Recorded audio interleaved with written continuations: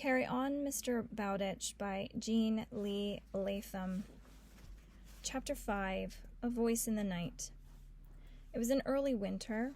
A nor'easter howled in from the Atlantic, bringing rain that changed to sleet and then to snow. Nat hugged his thin coat about him and scurried back from an errand.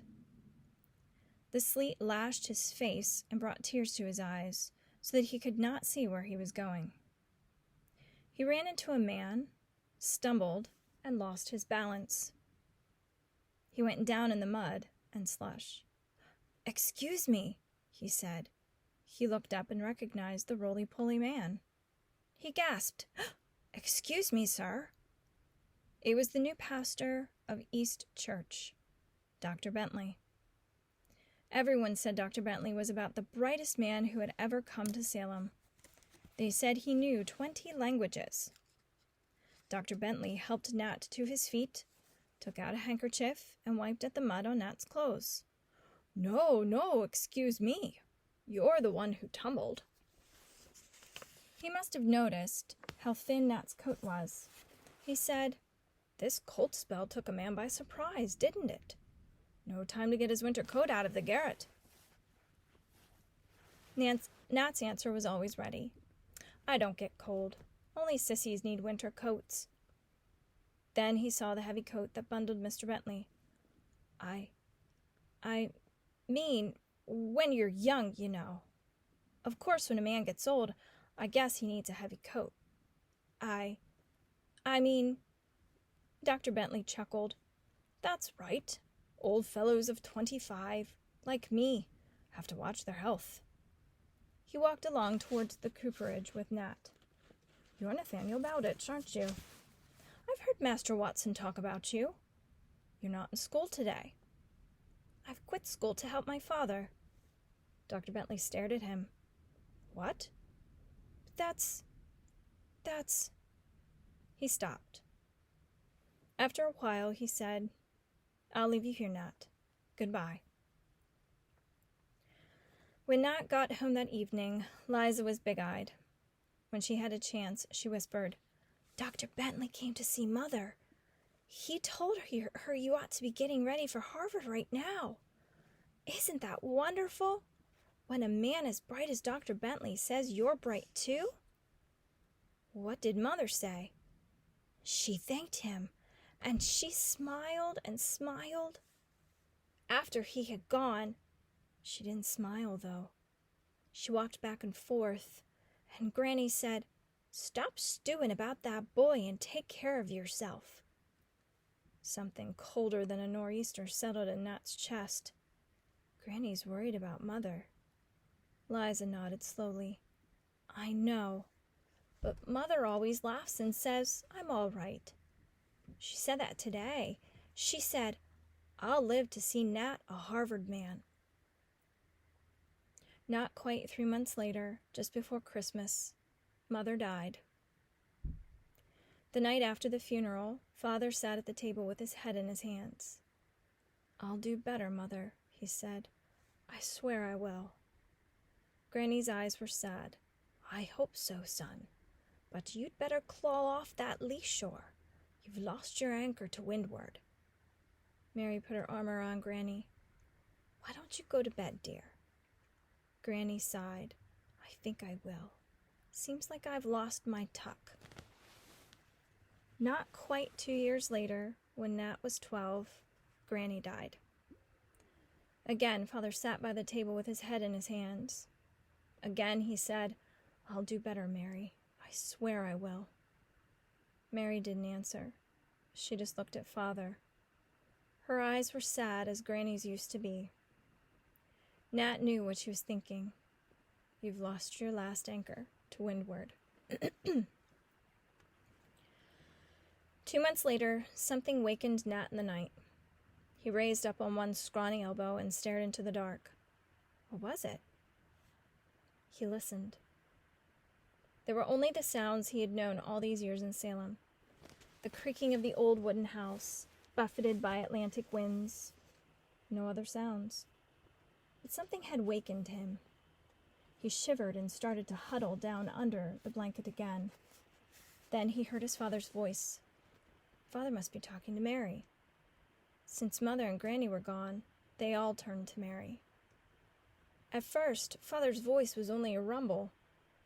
Then Nat heard the scrape of a chair and the thud of a log being pitched on the fire. For a moment, Father's voice was louder.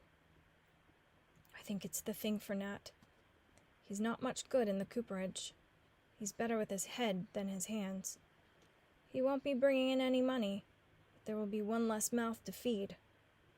Master Watson always said he was bright, and I talked to Michael Walsh. He said... The chair scraped again. Father's voice died to a rumble. Nat could no longer hear what he was saying, but he had heard enough to know what they were talking about. Michael Walsh was a teacher. Nat sat up. Again. The covers fell away, but he did not notice the cold. He was going to go back to school. He must be going away somewhere to school. Father had said, one less mouth to feed. Surprised, Nat found tears on his face and wiped them with the back of his hand. That's funny, he said. I don't cry. Boys don't blubber. Silly to cry when he was happy enough to burst. He was going back to school. Where? He didn't know, but somewhere.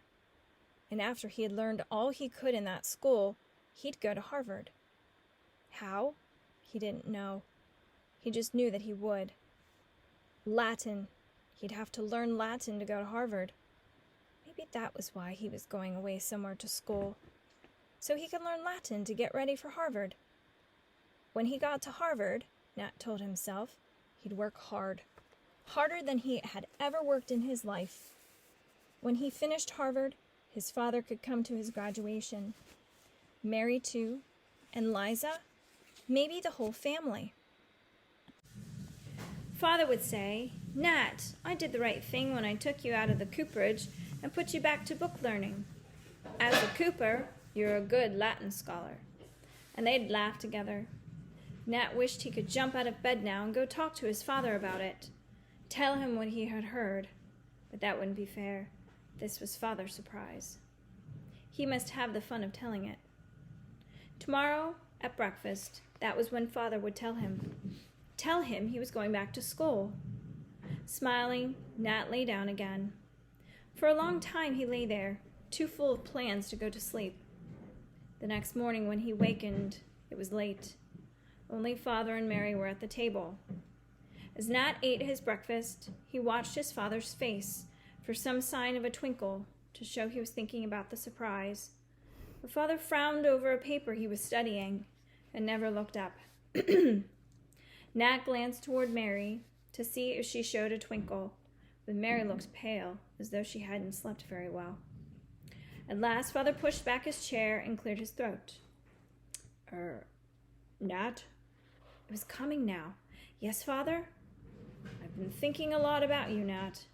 You know I believe you do better with your head than with your hands. I think so, too. Nat couldn't help from grinning. Father said, I've been talking to Jonathan Hodges about you. You know, of Ropes and Hodges. Nat said, I know who he is. Mr. Hodges must be the one that talked Father into sending Nat back to school. Father would pay attention to what Mr. Hodges said. Everyone talked about how well Ropes and Hodges were doing. Just 21 or so, both of them, and they had the biggest ship chandlery in Salem. Nat had been in the chandlery, a long wooden building on Neptune Street near Union Wharf. The chandlery was crammed with everything for ships. Everything from barrels of salt, beef, to cables and marline spikes. Yes, Father would pay attention to what Mr. Hodges said. Father frowned and seemed to be hunting for words. Jonathan Hodges thinks you show a good bit of promise, Nat. He thinks a couple of months, maybe 3, under Michael Walsh will give you just what you need. 2 months under Michael Walsh, or 3. Nat tried to figure it out. Mr. Walsh was right here in town. Father had said there would be one less mouth to feed. Father said, Mr. Hodges knows you're quick at figures. He says Mr. Walsh can teach you enough bookkeeping in 2 or 3 months. Then Ropes and Hodges will sign your papers. He looked at the paper he had been studying and then handed it to Nat. Nat began to read. Indenture. This indenture witnesseth that Nathaniel Bowditch hath put himself, and by these presents, doth voluntarily and of his own free will and accord, and with the consent of Habakkuk Bowditch, put and bind himself apprentice to Ropes and Hodges, to earn the art, trade, or mystery of ship chandlery, for and during a term of 9 years. Nat picked up the paper and held it in front of his face. 9 years? Until he was 21? For 9 years he would belong to the ship chandlery of Ropes and Hodges. For 9 years. The paper blurred in front of his eyes. He caught a sentence here and there, during all which said term the said apprentice Nathaniel Bowditch shall faithfully serve. He shall not absent himself by day or night from the same Ropes and Hodges service without leave. He lived there too. That was what his father had meant. No money, he had said, just one less mouth to feed. He'd live there. In 2 months, or 3, just as soon as he knew enough bookkeeping. He'd leave home and go to live with Mr. Ropes or Mr. Hodges. For 9 years he would not leave by day or night without permission. Father said, "Well, Nat, what do you think?" Nat stole a glance from behind the paper toward Mary. Poor Mary. She looked so worried. Hab had said boys took care of girls and women, kept them from worrying. Nat managed to grin. "I think I'll do better with bookkeeping than barrel staves, all right. There's just one part of this that bothers me." "Yes, Nat?" "It says here I must not contract matrimony. After all, when a man is 12, Mary said. "Oh, Nat, you simpleton." Her laugh was shaky, but she did laugh. Nat got up quickly. "I think I'll hurry right over to Mr. Walsh's." He whistled while he found his slate and pencil. He whistled until he was out of the house and up the street. Then the whistle died. All the way to Mr. Walsh's house, Nat's feet seemed to beat out the words, 9 years, 9 years, 9 years. 2 or 3 months to study bookkeeping, then no more school, ever. Indentured, Nathaniel Bowditch.